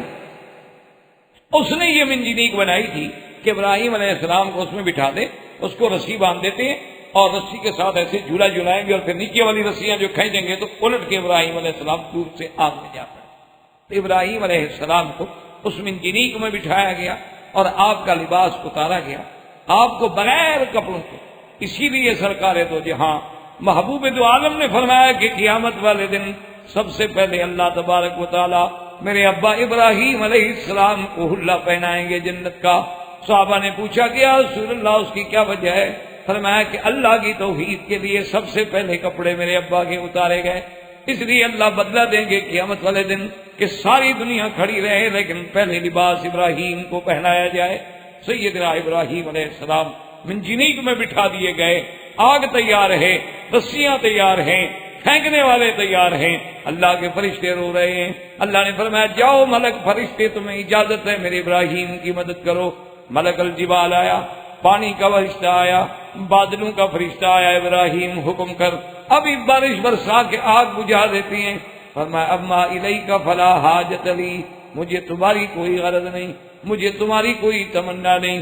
حضرت جبریل علیہ السلام آئے، انہوں نے کہا ابراہیم مجھے حکم کرو میں اس آگ کو اٹھا کے کافروں پہ ڈال دوں. فرمایا اما الیک فلا، تیری بھی مجھے کوئی حاجت نہیں. اس نے کہا ابراہیم اتنا تو کرو، اپنے خدا سے تو مانگو، تم تو چپ کر کے بیٹھے ہوئے ہو. ابراہیم علیہ السلام نے کہا جبرائیل مجھے ایک بات بتاؤ، کیا یہ سب کچھ جو ہو رہا ہے میرے مولا کے علم میں ہے یا علم میں نہیں ہے؟ جبریل نے کہا کہ سب اللہ کے علم میں ہے. فرمایا جب وہ جانتے ہیں تو پھر مانگنے کا کیا فائدہ ہے؟ اگر وہ ہمارے جلانے پہ راضی ہیں تو خلیل بھی جلنے پہ راضی ہے. میں اپنے اللہ کے فیصلے سے انکار نہیں کر سکتا. اس لیے اللہ تبارک و تعالیٰ نے فوراً حکم دیا جب خلیل کو ڈالا گیا، قلنا یا نار کونی بردن وسلاما علی ابراہیم وما علینا الا البلاغ وصلی اللہ تعالی علی خیر خلقہ سیدنا محمد وعلی آلہ وصحبہ اجمعین.